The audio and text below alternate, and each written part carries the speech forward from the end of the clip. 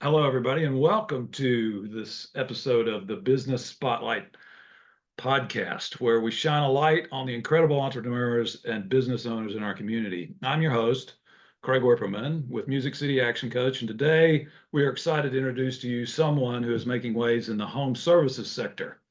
Every episode, we explore the personal journeys behind the businesses that are shaping the local landscape, and today is no exception. In this episode, we're sitting down with Lindsey Chrismon, who co-founded My Home with her husband, Gabe, right? Yes. Lindsey is a 2014 graduate of West Point and was the first female to pilot the AH-6 Little Bird helicopter. She left the Army in 2023 and is currently enrolled in the MBA program at Harvard. We'll dive into Lindsey's entrepreneurial journey, the challenges she's faced, and the successes she's celebrated. Whether you're a fellow entrepreneur, an aspiring business owner, or simply someone who loves to support local businesses, this conversation is sure to inspire and inform. So, Lindsey, with that intro, welcome to the podcast here. We're happy you're here with us. Well, thank you, Craig. I really appreciate you having me. Yeah, you know what? We've been sitting here talking before the podcast started, and we were getting into some good stuff there and decided we should press the record button. Yeah, we should probably just start recording it. Hopefully we can re-interject some of that energy and some of the content we had there. Oh, yeah, for sure. Come take a few minutes and introduce to everybody in the audience a little bit about yourself, introduce yourself, and kick us off here. Yeah, definitely. So, well, one, I always kind of like hate talking about myself because they taught us that in the military, humility and everything. But I have learned, as I've transitioned out of the military, that it is okay to kind of talk about yourself a little bit. But I guess like kind of where to start was I'm actually originally from New Jersey. So I grew up in New Jersey, only about an hour outside of West Point. Mhm. And everyone always asks, why did you decide to go to West Point? Like what inspired you to go to the military academy? And really, I don't know the exact reason why I decided to go there, but I do know that when I was around 11 years old, my dad and my mom brought my brothers and I up to West Point on a picnic. My dad is obsessed with our country's history. For example, if we're just like driving down the highway and you see one of those brown signs like, oh, Stonewall Jackson's burial place, you best believe we are pulling over and we are reading everything about Stonewall Jackson and where he was buried. So obviously we had to take a trip up to West Point to explore the history and everything. And even from that young age, there was just something about West Point that struck an interest in me. I mean, I was just enamored by everything that I saw. And turns out West Point actually ended up being the only college that I applied to. Wow. So I had set my sights on it from a very, very young age. I think God just kind of whispered into my ear that, Linz, this is where you're supposed to be. This is what you're supposed to do. And, I wouldn't have traded it absolutely for the world. And then so like while I was at school, I ran track. I was captain of the track team my senior year. I ran the heptathlon, pentathlon, 400-meter hurdles. So athletics, were just a huge part of my life. And also my senior year, I was the first captain. So I was essentially the highest ranking cadet, number one out of 4,400 cadets at the academy. I got just incredible opportunities that year, got to meet some just like stellar people, Madeleine Albright, foreign dignitaries, and just presidents. I met the president of the United States at the time. It was a very, very unique opportunity, and a very rewarding experience, to hold the position of first captain. I was the fourth female in West Point history to do that. So, yeah, it was a really, really good experience at West Point. I think probably something that I learned the most was peer leadership and Mhm. how to manage your expectations with your peer cohort.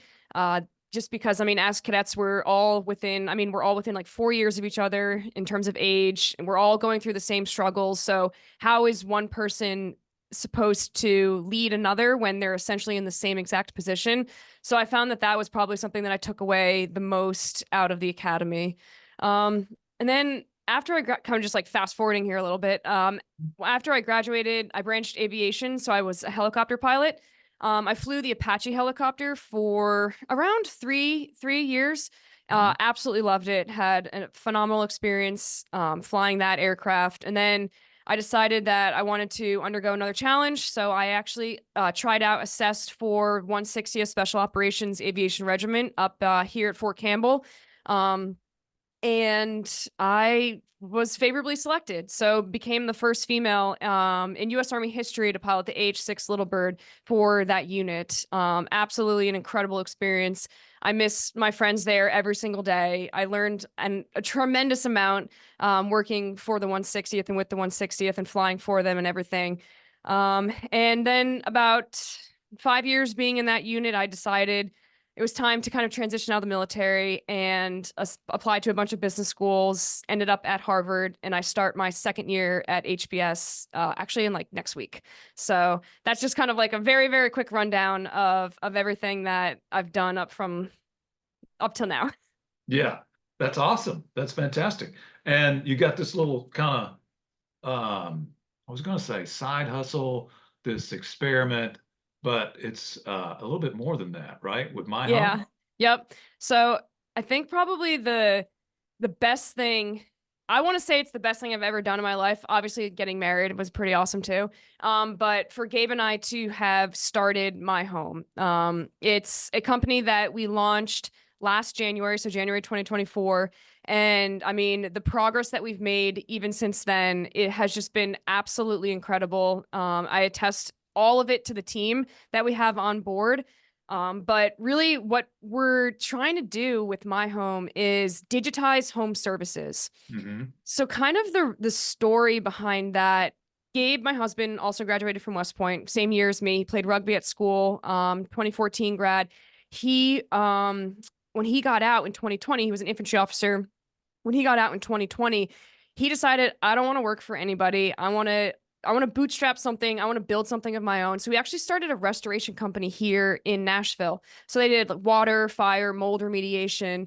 But throughout the past 4 years of his experience in the home services, he had the opportunity to speak to thousands of homeowners and hundreds of business owners and started to recognize that there's a huge problem in this ecosystem. And the Hmm. problem is that it's very fragmented.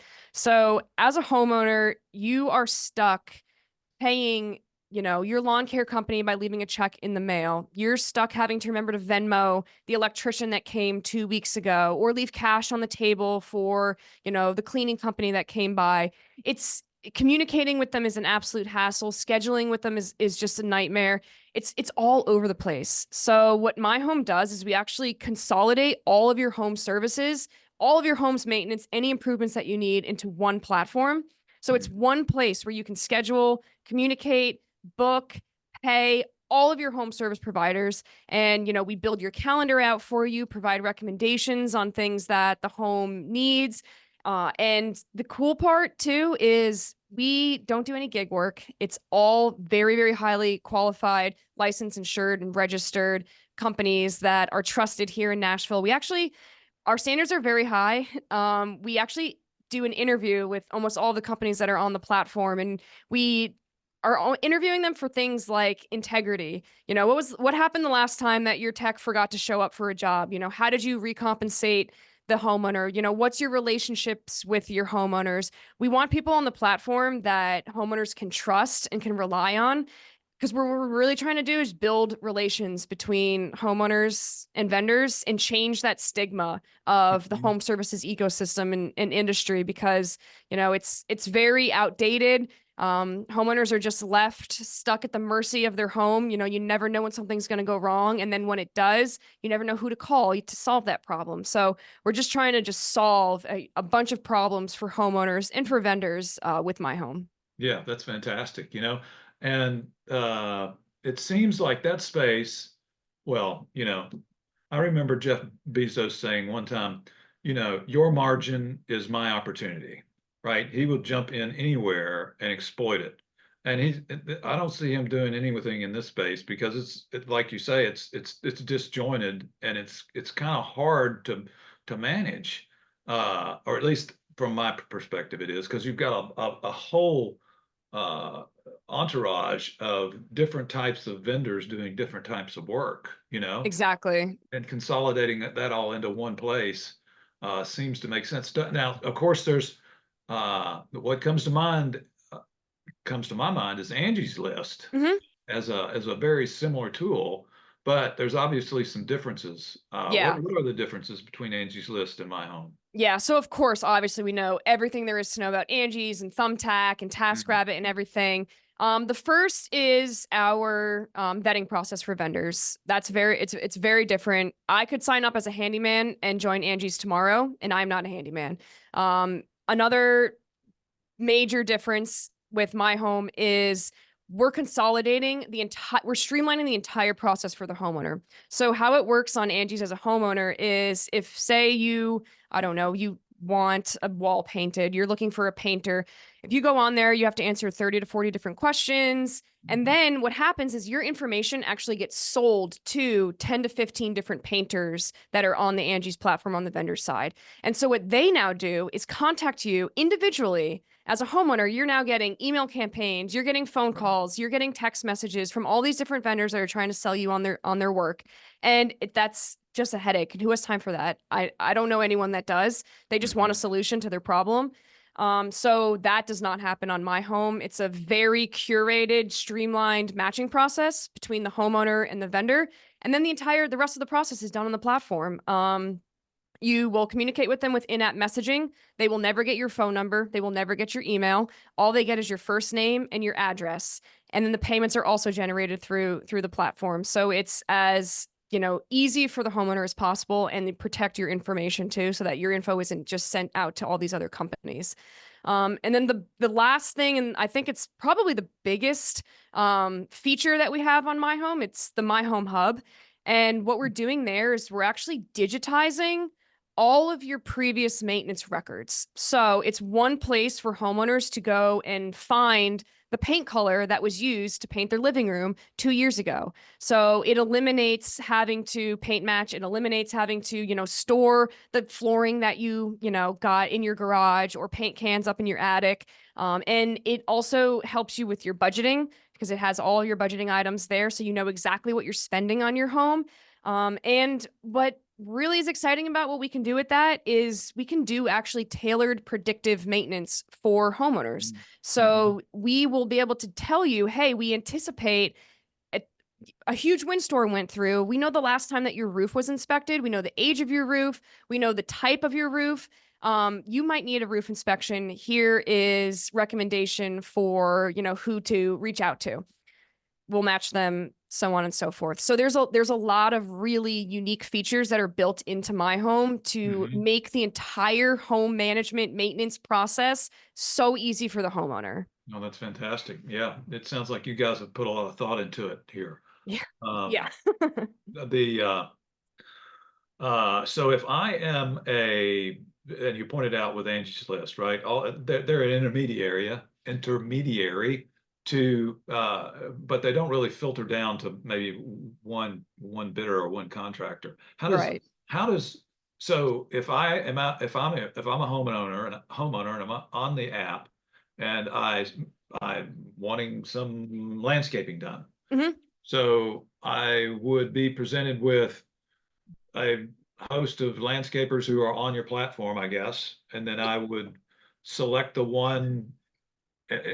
If I just wanted one to reach out to, I'd just reach out to one, or if I wanted to talk to all three, I'd talk to all three and get bids. Yeah, so it's a little bit different. So I actually have it up right now. So if you wanted landscaping, you'd go in, you answer 0 questions. All we need is your address, and we have APIs built in, so we can pull all that information, so you don't have to fill out your square footage, number of bedrooms, number of bathrooms, whatever it is. We could type in landscaping up here. Got it.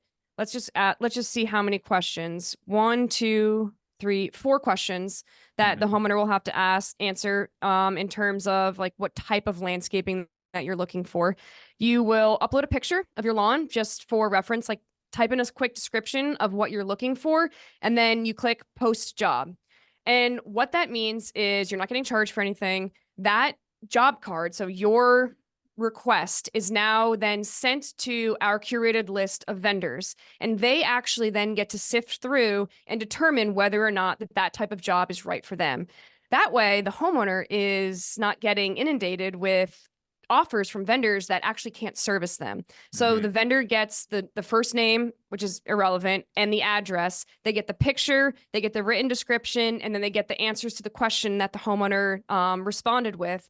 And they get to basically throw their hat in the ring, say, yes, this is something that I can service. It's within my jurisdiction. This is great for me. It's route density. Love it. And then the homeowner then gets a curated list of offers that they can now sift through. Say there's 3 landscaping companies that comes back. The homeowner gets to see, the pictures of previous landscaping jobs that have been done, all the reviews on that landscaping company. It's the quote that the landscaping company priced them at, and they just accept the job. And once it's accepted, sorry, I missed one thing. They also get the scheduling. The landscaper will put what schedule works best for them. The homeowner clicks, yes, this is wonderful. They're going to come next Wednesday. And then it's auto-populated into their calendar that next Wednesday, the lawn care company will come about. The messaging will open. They have free communication between the homeowner and the vendor at that point, where they can reschedule, they can negotiate price, whatever it is.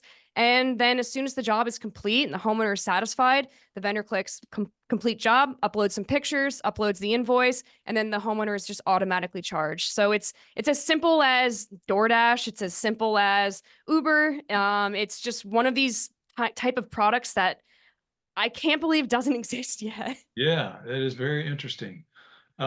So let's see. I'm trying to recall the process here. I had a thought that has escaped me, but I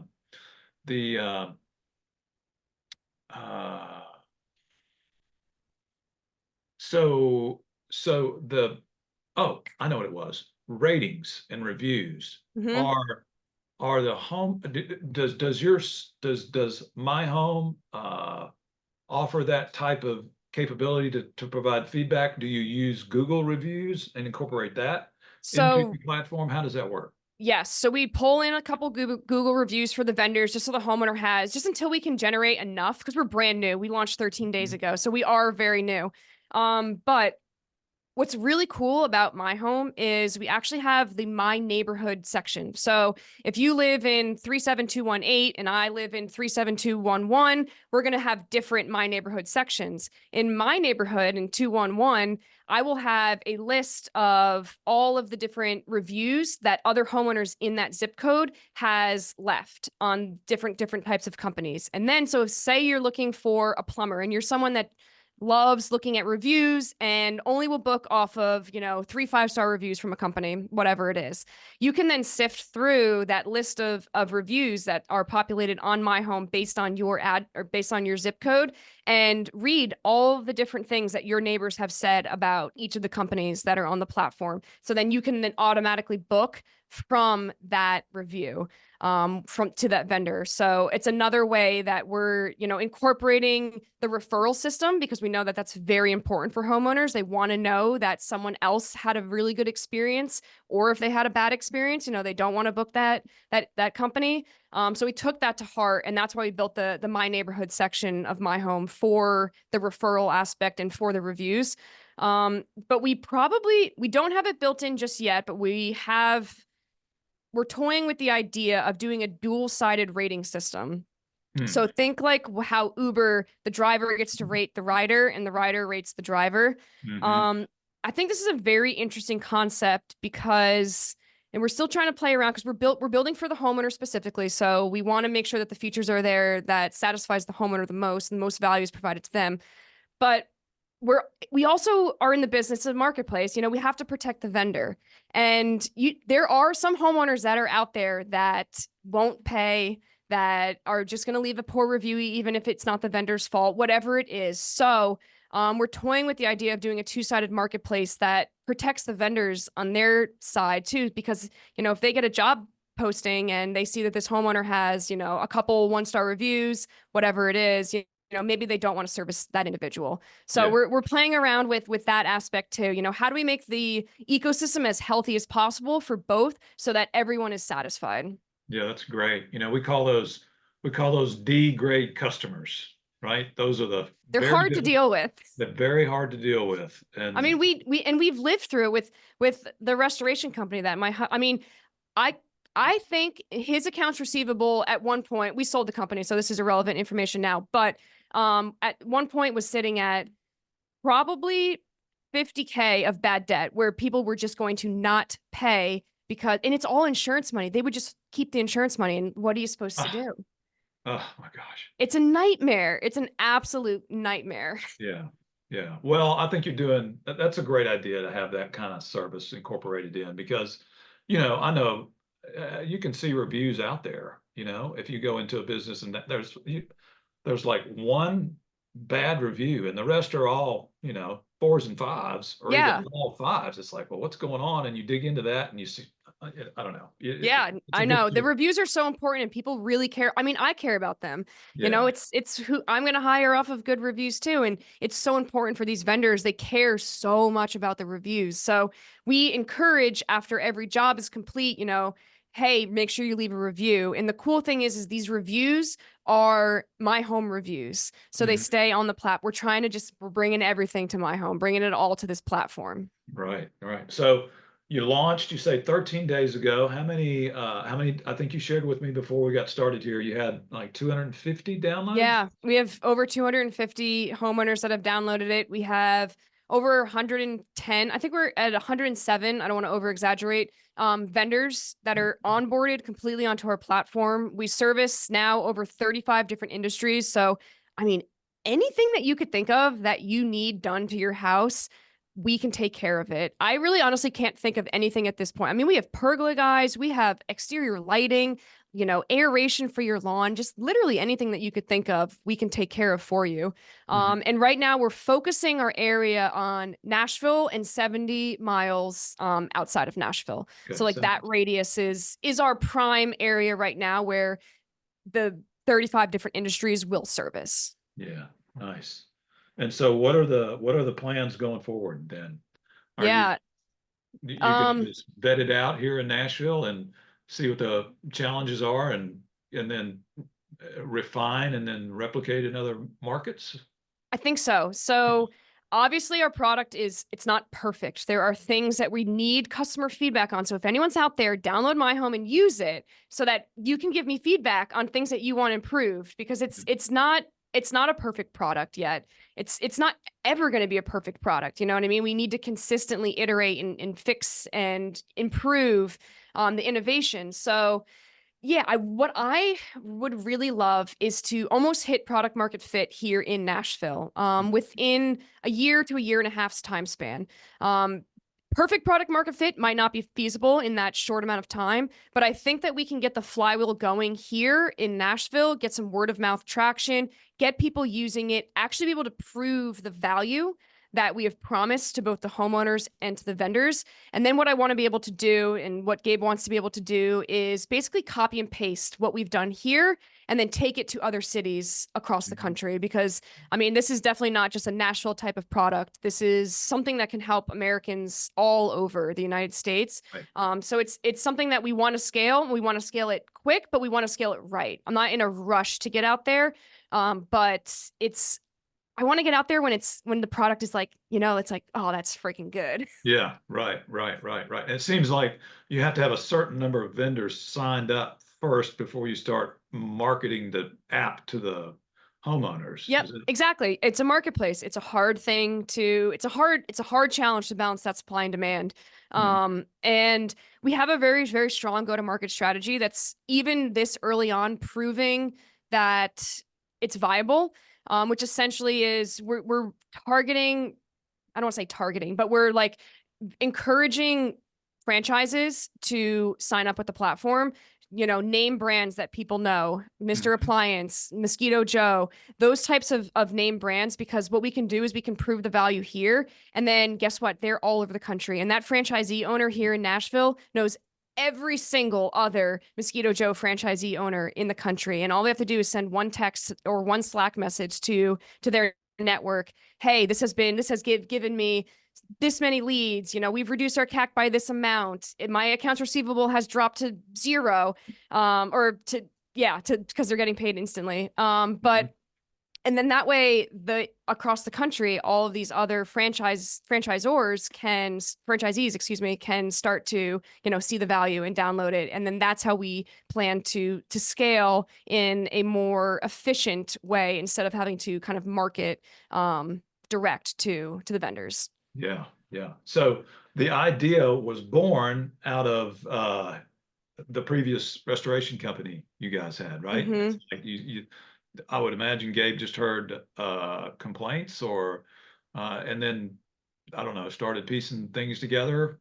Yeah, And it really came from the homeowner side of things. It just became confusing with who to pay, when the payments are really the big thing. Like, when do I pay? Who am I paying for this? Because a lot of like restoration work has some subcontracting that goes on. If there's water damage in your kitchen, you're probably going to need new floor. So the flooring guy has to come in. You might need, new mm, baseboards. So you're going to have a handyman or someone else come in to take care of the walls, drywall, whatever it is. So we just started to see that no one's communicating with each other. It's very confusing for the homeowner. Like, how do I get in contact with this flooring company? Who do I mm, use? It was just all over the place. And it's kind of funny because our original idea for my home, it was actually called Adroit Home Services because the restoration company was Adroit Restoration. mhm, And what our initial idea was one vehicle that would come to a homeowner's house, and it would have an interior team and an exterior team. And the interior team would take care of, the cleaning, any interior handyman work that needed to be done. You have your exterior team that did, maybe painted a deck or did the pest control, lawn care, everything. And it was all done at once.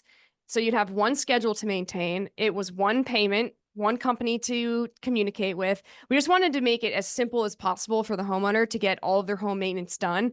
And when luckily, I'm at a nice business school that helps a whole lot.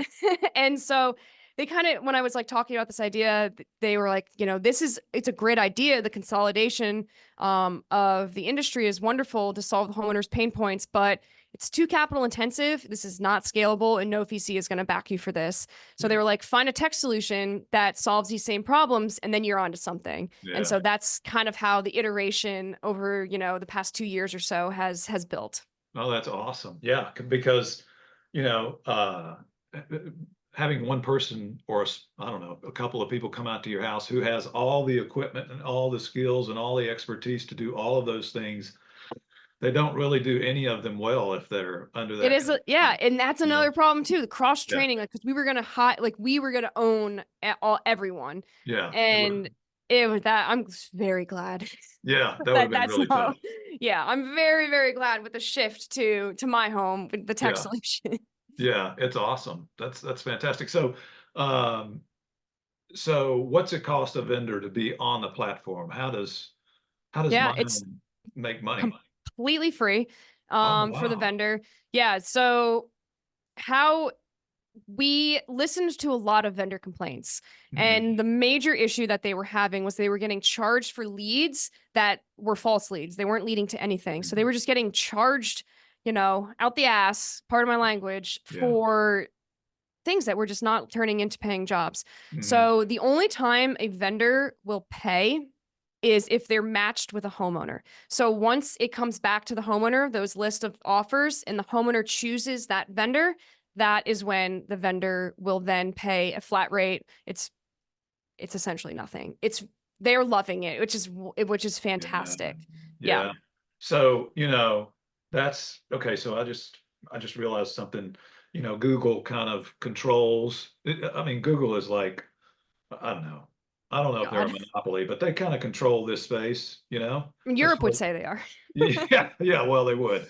And I mean, but I mean, by virtue of the fact that there's really not anybody competing with them, and nobody who can to offer these types of services to in a digital way, right? That Hmm. leverages Google Maps. That's what everybody does. You go on and you search, well, who are these? And then they stack rank them over here and you go see the ratings, and oh, I think I'll call this guy. I mean, and Yep. that's generally how it works now, right? And that's all Google that's doing that. It And is. And it's pay to play on their end. exactly, it's pay You to have to know play. how to do SEO optimization. You have to know how to optimize your website. You have to pay for all of those clicks, like pay per click. It's just expensive. You want to be on the top of the list, you're paying for it. Right. And that's where the vendors get upset because they're having to pay for leads that may not even turn into real leads, right? Yep, exactly. So you're addressing that problem, and you're giving vendors an alternative community or medium to market their services, which Exactly. and you're listening to their input, which is, I mean, that's fantastic. So it's free to vendors to be on the platform. Yep. Yeah, I mean, for sure. Any vendor that's out there, go to our website, fill out the onboarding. It'll take about 7 minutes for the vendor to fill out the onboarding and then give us 24 hours to review everything. We need to make sure that your insurance, that you're registered, licensed, everything is good to go on the paperwork side of things. And then we'll be in touch within 24 hours to let you know that your profile has been built on My Home. It gets automatically built. Once you log in on the pro side, it's kind of cool, actually. I've watched a lot of vendors' faces as they open the app for the first time because their logo pops up. It's all of their information. And then they have the ability to go in and change anything, edit, add pictures. It's basically like their main page, Right. their ability to market themselves Yeah. is completely open to them. Yeah. It's like their Facebook page in My Home. Exactly. It's their Yeah. My Home page, right? Yep. You guys are going to be Exactly. competing with Zuckerberg here before too long, right? I mean, fingers crossed. Yeah, there you go. Well, and then on the homeowner side, they're paying, and so the quote comes to them and they pay whatever the quoted price is, but there's got to be some fee for Yeah, I mean, using there's a the small system. service fee, just like think of like a convenience fee, like on DoorDash. Mhm. It's minuscule. It's really nothing. It's really just to get the payments processed, with a credit card. Yeah. Right. And Hmm. so the development of the software, how much, how long, how many, it doesn't seem like it's that complicated. It seems like there's probably, you're not like breaking any new No, technology gaps. It's like stuff is already there. yeah, it's not new tech. I mean, it's not anything that's just like out of this world crazy on the tech side of the house. We have a phenomenal CTO. His name's Joel. Our whole team is actually here in Nashville, which is so Mhm. cool. He has over 15 years of software development experience. He's been with us basically since we incorporated last January, Mhm. and has been building it since February. So, I mean, from literally nothing, blank slate, to launching it couple days ago. He has just been on the forefront of everything. Our dev team now consists of 2 full-time, so Joel, and we have a cloud server specialist. Excuse me. We also have 2 UX UI individuals that have been amazing because it's built for the homeowner. The user experience is so important. That's why I'm like, if please people download it and then shoot me an email, Lindsey at Mhm. myhomeservices.io. Let me know what you think because we can make improvements like based off of your feedback. And then we also have someone that's working our internal dashboard, all the metrics, all like the fun number stuff that I love is we have a dashboard for that. Yeah. Yeah. Awesome. Well, so um, you got your eyes on your next market. Do you thinking about where that might be? And well, Yeah. and well, first let me ask you this: where does Nashville have to be before you move? Have you set any kind of criteria I for have where set Nashville? I have set a goal. I would love for 10,000 homeowners here in Nashville to be on the platform and using it. What that is, it's about 3% of the Nashville market, so it's a very, very small percentage. And that I think with that number, I'd be comfortable taking what we've done here and moving it to another city. I'm not saying that's cut in stone or anything, Mhm. but that's just a KPI that I've set internally, that I think is going to be able to give us enough information. We're going to be, able to provide enough value to our users at that point where we've gotten enough feedback and it's kind of, it's rolling at that point. Mhm. Um, and yeah, for next market, it's interesting. There's a lot of places that we can go. We're thinking potentially, um, 2 places. Bentonville is definitely on the top of the list, and then Texas. I know those are completely different, but Bentonville has a very, very unique population there that we have a lot of good connections in that town that I would love to utilize. But Mhm. also Texas has a very similar demographic to Nashville. It's growing at a very similar rate. A lot of similar types of homes and suburban living and everything. There's a lot of research that I still need to do to really determine, what market is the best to scale to next. Mhm. But we're going to let the data tell us where we're going to let the demand tell us. The app is now currently open for anyone across the country to download and use. And we've actually seen a lot of jobs. Unfortunately, we can't service all these jobs that are outside. So we have to send the homeowner an email saying, we don't have vendors in your area just yet. But I mean, we've seen jobs in California, in Maryland, a lot in North Carolina, a bunch in Texas. So they are all over. So we're going to use that data to help us, drive the next decision on where we think is the next, potential market to expand to. Yeah. So that's interesting. The two questions. One, do you think that garners or I know when I'm using an app and I get and all of a sudden it doesn't work, or I get oh, sorry, we're not in your your area yet. I'm like, Yeah, oh, it sucks. it does suck. Yeah, You- I know. but you guys are willing to do that and take the. I mean, you don't want to start off on the wrong foot. No, I know. But the thing is one, we're so new that I mean, it's a very personalized email. It's literally coming from me or Gabe to the homeowner, Okay. saying, we're so sorry. We will let you know when we're in your area. We've actually been able to utilize our go-to-market strategy and service a bunch of jobs that are outside of the Nashville region just because we have great relationships with our vendors here in Nashville who have onboarded their friends in other cities. So Oh, awesome. we have been able to, but is that the right strategy? I think that might be more of like a distraction. I don't want to be focusing all of our attention on these onesie twosie jobs all over the country as opposed to staying focused. Mhm. But like I said before, we're gonna let the data tell us exactly, how we should handle this, because if the trend is there's an overwhelming amount of homeowners that are, coming from a certain region within Texas, that's probably where we want to go next. Mhm. Because Yeah. something is working in that area. Right. So yeah, it's a complicated problem for sure. I know companies like, I mean, I've done a ton of research, and companies like Uber, I mean, they were in SF for about 2 years before they scaled out. Airbnb was in Boston for around the same amount of time. These companies that have built these huge brands and services that are two-sided marketplaces, kind of three-sided for Uber. Um, they've waited. It's been a slow roll. I Mhm. mean, it's not something that you want to rush into just to, you Mhm. know, satisfy every user.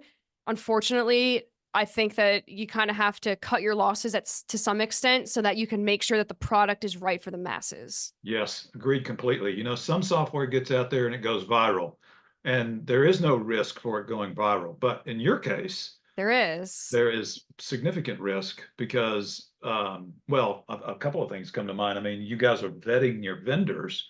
You're not going to vet vendors overnight. That right? Yeah. I mean, Because if we started to get a huge influx of vendors, we would then need, more people on our team to do that internally that we would have to train first to make sure that they're looking at the right information. And then you also have to think, I mean, every state has different regulations. Mhm. Some counties have different regulations, and insurance policy like requirements and everything. So there's a lot of research that we have to do in order to make sure that we're doing the right thing for both the companies and for the homeowners as Right, we continue to scale. right. So fast forward, uh, at least a year, but maybe realistically, I don't know, 3 or 5 years, 3 to 5 years. So I'm fun not. to think about. Yeah. So you've got 10, 15 markets, that are growing Hmm. significantly. What's the organization look like at my home to oversee the activity and the I would guess it's the ongoing vendor qualification, right? I mean, Yeah, because you're serving your service to the homeowner is assuring to them that they have quality. there's a quality pool of vendors, right? And Yep, that's something you can't just wave your hand at. There's got to be some active work there. 100%. And Yeah. ensuring that we have a scalable model for that vetting process is critically important. Right now, Mhm. it's very manual and it's not the solution. It's working right now because we're small. It's Mhm. not the scalable solution. So that is definitely something that we have to tailor and refine in order to be able to ensure that the homeowners are getting quality vendors on every job in 10 years across the country. Right. I think, I'm a numbers person. I want to build this for profitability early on. I would love to keep our team as lean as possible so that we can hit profitability in a very, very complicated market that, in previous attempts at something like this or other companies that have done it, built two-sided and scaled two-sided marketplaces have not hit profitability for the first 10 years in business. Mhm. So I think that being able to optimize tech and things that are available to us right now, like integrating AI and finding the right solutions that are able to keep our overhead and our costs low so that we can hit profitability. That's what I am aiming for in terms of like the team. What is my home, the organization look like in 5, 10 years? Mhm. Yeah. Right. Right. So you've been giving some thought to that, and you certainly want to have a target of profitability, but at the same time understanding that with that there's this big responsibility of Yeah, what service you're providing. Uh, 100%. Here. Yeah, that's good Yeah. stuff. It's Okay, great. challenging. It's not an easy thing, but No, you hey, know, hey, we've done our whole lives. It's just been a giant, I mean, like everything with West Point through the military, all of that thing. Like I'm just never going to settle for something that's not the hardest thing to possibly do. So let's go. hey, and starting a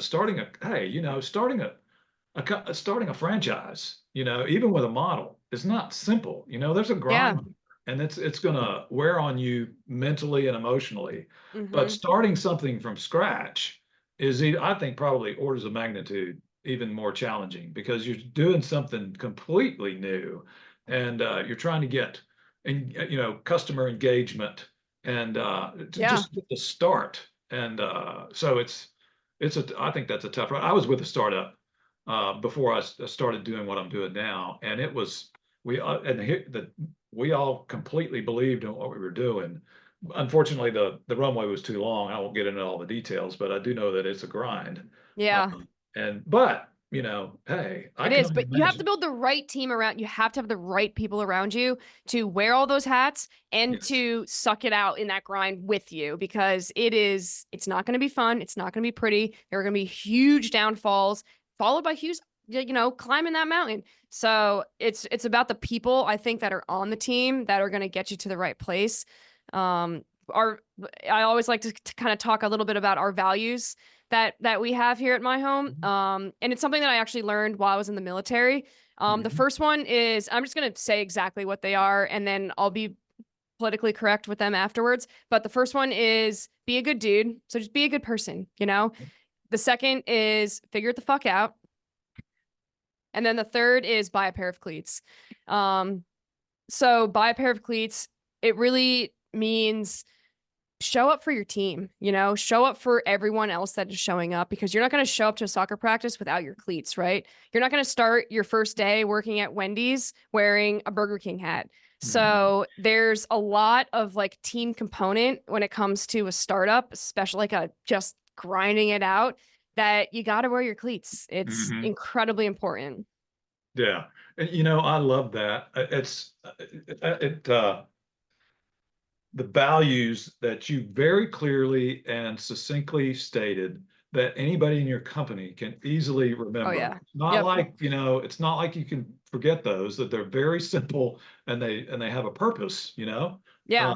the company I worked for 17 years, we were, I mean, building the plane while we were flying it. And we were successful because in the early days, because our cultural statements were very simple, just like that, and everybody knew them. Yeah, you're bought in. Everyone's all in. Yep. Exactly, Hmm. exactly. So congrats on putting those together, and then being a good dude. That's pretty simple, right? I I mean, it is. I mean, it's not simple. I guess some people struggle with it. People are manipulative. They, Yeah, right. do things behind your back. They don't have like the company's best interests at mind. I mean, there's so many instances, I mean, that I can recall even in the military where unfortunately people were not good dudes. Yeah. And it hurts the organization. One bad seed just kills the tree. So I don't know. I love to work and surround myself with people that are better than me Mhm. in every capacity, and then two, just people that have like just embody integrity. I know that sounds very cliche, and that's just like the cliche word to use, but if you're a good dude, it's evident that you have good character. Right, right. Well, and I don't want, I hate to bring politics in, but when you talk about integrity, this doesn't seem like there's a lot of politicians these days with too much integrity. And it's not a common thing. It's not as common as what it was, as what it once used to be. And Yeah, and but sadly, I mean, it's true. yeah. Y- Yeah, we at West Point, we were just taught from day one, literally beast day one. A cadet will not lie, cheat, steal, or tolerate those who do. And I mean, it's written in stone at the academy. You walk past it every single day, and it was just like our lifeblood was that rule. And you start to every time an instance comes up where you're like, I could do that. I know it's not the right thing to do, but it's the easier thing to do. Mm, Or I could just take the harder road but it's the right thing to do. Like people that just go off the harder road, those are my kind of people. Like yeah. we're going to do the right thing and it's going to be a little bit tougher, but I'm not going to be a slime ball and, cheat my way to get what I need or want. Right, exactly, exactly. Yeah, so gosh, we've been chatting only for like 30 minutes or so, I think, right? I'm not even sure. How long have we been on the Oh, we've been on here a lot longer than that. Yeah, I think, Because well, yeah, I dialed in at like yeah, 3:30. yeah, because we're getting on at 4:30 here. I was going to ask you one question Hmm. about, well, I got a couple of questions. Two questions and then we'll finish. How's that? Sure. What's your biggest challenge going forward now? Biggest challenge is one thing right now is making sure that in terms of my home, making sure that we're messaging correctly to the homeowners. It's a really hard thing to do to get homeowners to understand what the value that we provide for them. Like the all-in-one, seamless, high quality, all of those types of things, payments taken care of. But getting it out there is a challenge. It Mhm. really is. So I think right now the biggest challenge is just getting awareness out there to homeowners that we exist. It's a very viable solution to a lot of the problems that a lot of homeowners are facing, and that we're someone that you can trust with your home's maintenance. So getting that message out there right now is, I would say, our biggest challenge. Um, and then I think like big picture challenge is it's going to be the scaling. It's going to be determining when the right time to scale is. What KPIs do we need to hit? Is it, what metrics do we need to prove in order to understand that it's the right time to scale? I think those are the types of things that are going to come with a little bit of time, a lot more data, a lot more analysis of, the driving forces behind what's going on. But figuring out the scalability piece is definitely an internal challenge. Right. So marketing to homeowners in the short term, which you're going to have to figure out how to do when you go to other markets, I guess. 100%. Yep. Um, and then scaling from a big picture perspective, Mm-hmm. right? Okay. Yeah. And then I want to harken back to something you said earlier, your experience at West Point. To talk to us a little bit about leading peers, because I've found that to not be an easy thing to do Yeah. in my past. So share with me your experiences. Yeah. It's not an easy thing to do. One, because it's always just, I mean, just as a human being, it's just awkward when you're put in a position of like rank or hierarchy or whatever word you want to use, uh, with someone who is just as qualified, who is, I mean, maybe if age comes into play or experience comes into play, but for whatever reason you're put in that leadership position, it's awkward and it's challenging to balance that, because I think imposter syndrome is something that always creeps into the forefront of our minds when we are put into that leadership position. And one thing that I learned was, and I'm still learning it, it is an ongoing process of development for myself, is that, imposter syndrome is actually okay. It's probably healthy because it brings you back down to earth and it level heads you. But you also can't let it take over. You can't let it drive your decisions. You can't let it, prevent you from getting enough information to make the right decision. There's a very, very fine balance I've found where imposter syndrome is healthy, but it also could be detrimental if you let it, take over in too much capacity. Mhm. Um, I think too, in terms of like peer leadership, it's really about what has helped me is understanding who you're working with. Like, having a high level of EQ is important. It's not everybody has it, so that could be a challenge inherently within itself. But understanding, what drives the motives behind those that you're working with and or leading is so important. Everybody is different. Everybody responds differently to, different types of leadership methods. And you have to, I'm not saying you have to tailor yourself to everybody's individual specific needs, but I think when you're doing peer leadership, you have to have an understanding of what the group collectively responds to, and then that's how you have to lead them. Mhm. And it takes a little bit of time. It's not going to be a solution that pops into your mind overnight, or an answer that you just comes to you like instantaneously. You have to develop that relationship with your team. And in order to do that, you have to spend time with them first, Mhm. get to know them, I think is incredibly important, and just keep that level of humility at a very healthy spot so Mhm. that you are leading them in the right direction and, providing them that insight that they're looking for, but also taking everything that they say into consideration and just building that like cohesive relationship, Yeah. and it just takes a little bit of time, and you just have to get to know like what the group responds to.